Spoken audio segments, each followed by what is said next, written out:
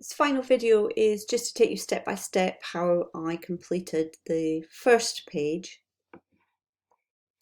So I'm just going to delete what I already have here. And this is just an ordinary block of text, so obviously it's a larger font than the body text. I need to look at it in my design mode, so I'm going to hit W to get my design mode, so then I can see my margins once again and see where I'm designing to. I'm going to create a block of text and just make sure I'm in the right place. So I'm going to put it into the body text up here, and then that's going to sit there. I'm going to fill it with placeholder text. Placeholder is incredibly useful. You know, if you're working on a magazine, you just often don't have the articles to work with. So you can design everything, the font size, placement, and so on. And you can even tell your journalist how many words they need to come up with in order to fill in that space. So I'm going to choose a font, and I've chosen Times New Roman. Kind of convention is if your header is sans serif, then your font down here should be serif. It's a rule, but remember, rules are always there to be broken. And don't use dozens of different types of fonts within a page. Just keep it very, very simple. I'll speak to you when we're speaking about typography. We'll look at combinations later on as well. So I'm just going to work with this lot at the moment. Now, the first thing you might have noticed is I had columns. So I had, at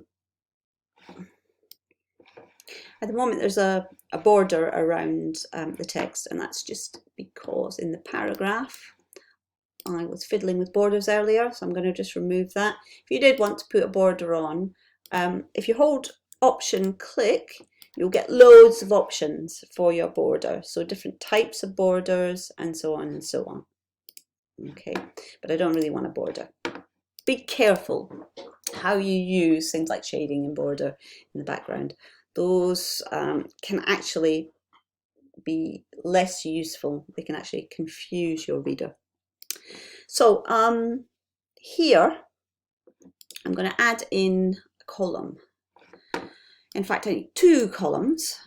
So when I have the text box selected, unfortunately there's no columns here. It's not in the paragraph area. You have to come up here to get your columns. So I can put in as many columns as I like, but for something like this, I probably want two columns. And that's a sort of tradition as well, you know, have it stacked. So if you are going to use two columns, then make sure that there's an area where there is a single column, in this case the deck, that will pull it all together. So now I've got my two columns. I'm going to look at the paragraph styles, and if you remember the actual sample I showed you had drop caps, but it didn't have drop caps all over the place. You can see this is beginning to look a bit ugly. It doesn't quite work. So you need to think about actually coming in, and again I'll give you some more advanced tips on this for those of you who are interested later on. So I can just add in the drop caps that I want to work with. So let's put one in that paragraph and one over here. And then I could add in any spacing. So let's put in some spacing afterwards on this one, and then also on this one here, some spacing afterwards, just to make it a nicer document to look at. Now we also had a pull quote in the middle, so I'm just going to create a rectangle, and I used a colour, again picked from either this page, or you could link it to this page. I think I kind of grabbed an orange. So let's look at the swatches. There's the orange that I saved from this shell here. So this will help to link the pages together. And I'm going to turn it orange. Now, it was curved. So it's very like Illustrator in that you can grab, in this case, this little yellow box and then pull the yellow together to give yourself rounded corners. Let's just show you how it's done. You don't necessarily have to use it. And then I'm going to put the text of the pull quote in here. Now, pull quote is generally gleaned from the body text. It's quoting from someone or something, and it just gives you a little bit of a punctuation mark. Again, it's really, really important that we combine something like this with text wrapping. So first of all, I'm going to make sure I've got the rectangle in the right place, which I haven't. So I'm going to pull that down, and then I can lock this. You can see at the moment the text is sitting on top. Now I could put in a block of text and I could ask the text to wrap around that text. So it will literally look at the frame of the text and it will wrap. Now normally we've been used to looking at images doing that. But whilst I've got a ready-made box there, it's probably better that I use that. So I'm going to use this box here to create the text wrap, and I'm going to ask it to wrap around the actual object shape. Okay, now it's not perfect, so I need to get my text wrap panel. So window, text wrap, and then that text wrap panel is going to allow me to push away from the edges. Okay, so I get some distance.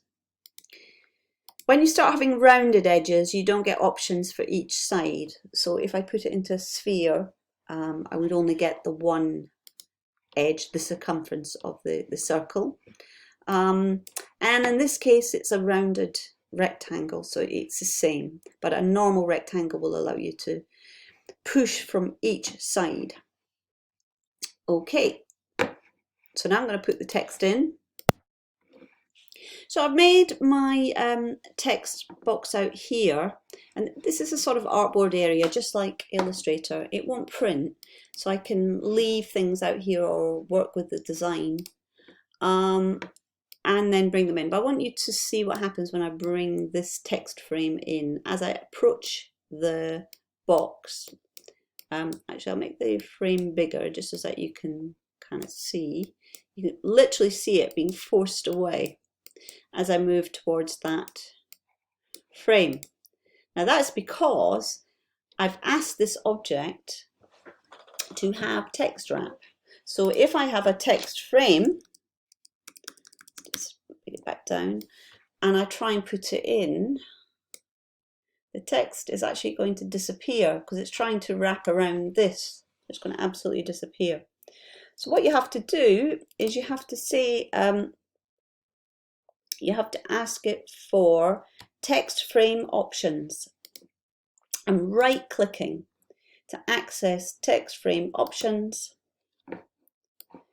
and I think you can also find them in object text frame options as well. So although it's text, it's to do with the object, so it's text frame options. And then you can actually say to it, ignore text wrap. So you see, you get all the devices you do with the panel, but it also allows you to ignore text wrap. So that was right click on this, or object text wrap options, and then I'm going to just pull it over, and now you can see I've got my pull quote nicely in the middle. So the final thing that you might want to do, although this is really more like a kind of flyer than a proper article, you could extend your article, make it longer if you wanted to, have several pages. If you do that, I suggest when you make your document, you make it facing pages. So when you create file new document, make sure that you're saying facing pages. And then you'll get a document which will be configured to create a several page document. If you've forgotten to do it,